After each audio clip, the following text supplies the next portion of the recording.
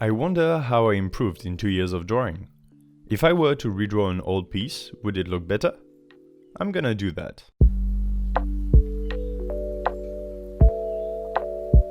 Well, hello there, I'm REDRAW. Today I want to revisit an old drawing of mine.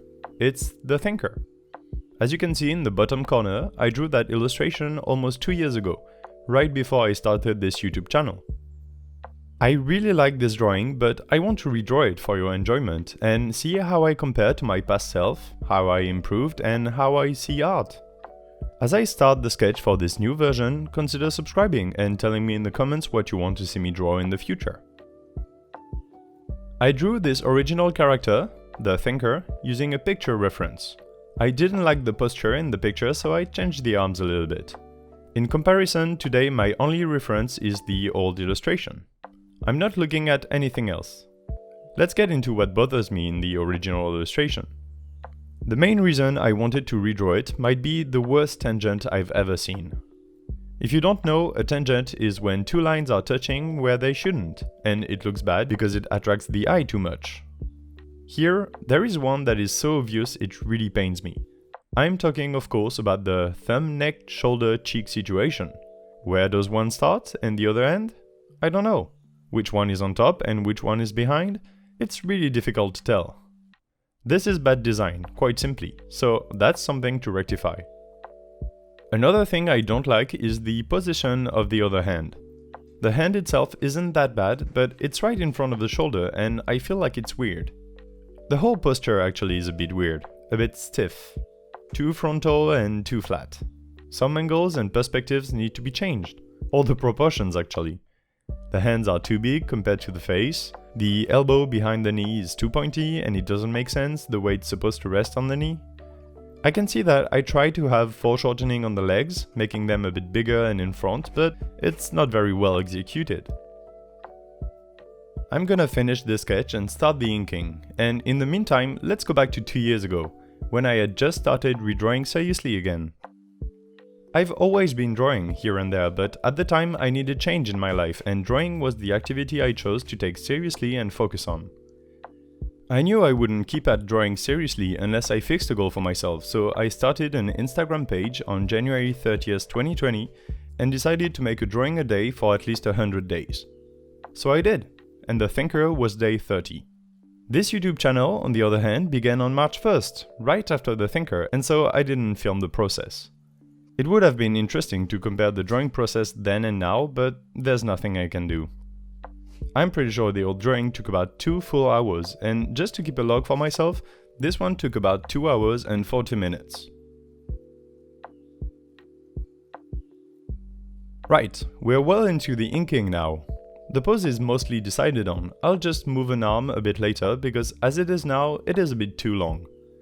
Overall, the picture is very similar to the old illustration of this character, with a few changes. The old picture was a bit too flat, so here I used the body parts to remedy that, especially the angle of the resting arm and the angle of the head. As the head was, it wasn't very natural and a bit stiff in the neck. Here, the head is forwards more and leaning more heavily on the hand that I rotated a bit too. The elbow is on top of the knee instead of behind, and it already looks like it's directed towards us instead of to the side. A bit of perspective.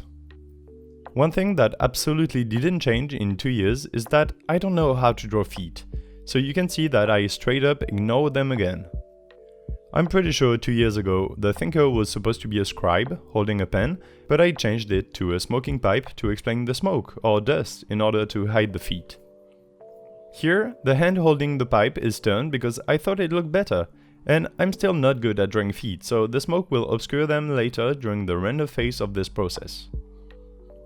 I am also still not really good at drawing folds and I didn't want to look up a reference, so the pens still look weird. However, I made the folds more discreet.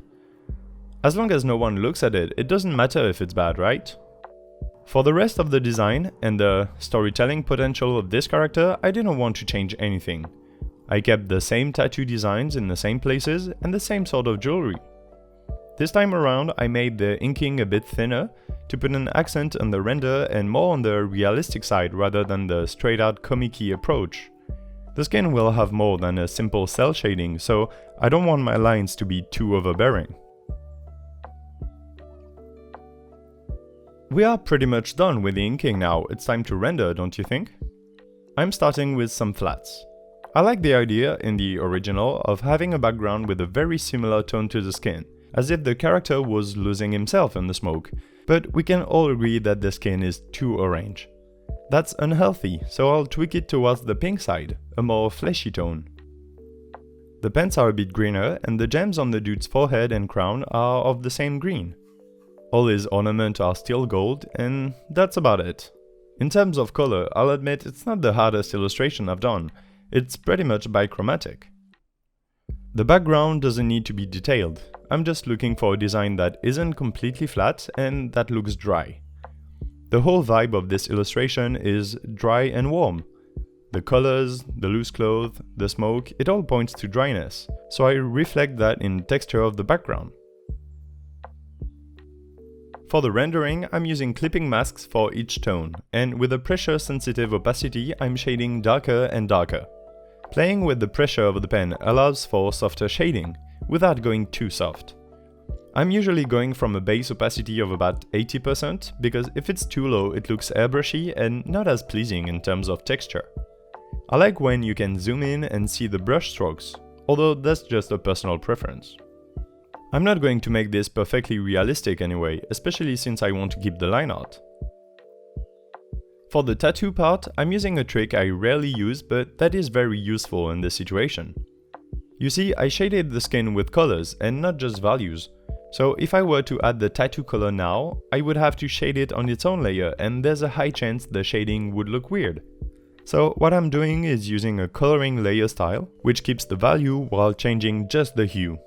This way, the shading is smooth between the blue and the pink. Apart from a few contrast changes, that's pretty much it for the character. I'll do the few highlights on the gold later. Now is smoke time. I hid them so far, but I sketched the outline of the smoke, in front and behind the character. Again, the idea is to have the thinker lose himself in the smoke, as he's contemplating something with his eyes closed. For the original illustration, I remember I had just downloaded a cloud brush, which was good at the time because I didn't know how to draw it. Only, the lack of texture everywhere else on the drawing made it look strange. Today, I'm not using a smoke brush, instead I'll render it from scratch.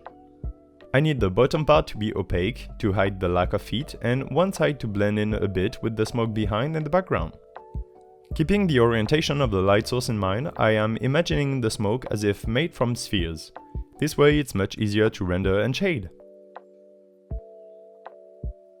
For the finishing touches, I'm highlighting the gold, removing the inking of the smoke and softening its outline.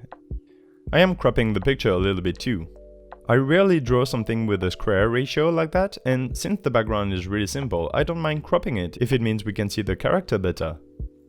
To finish it off, I'm finally fixing the leg, which was honestly way too wide compared to the rest of the character.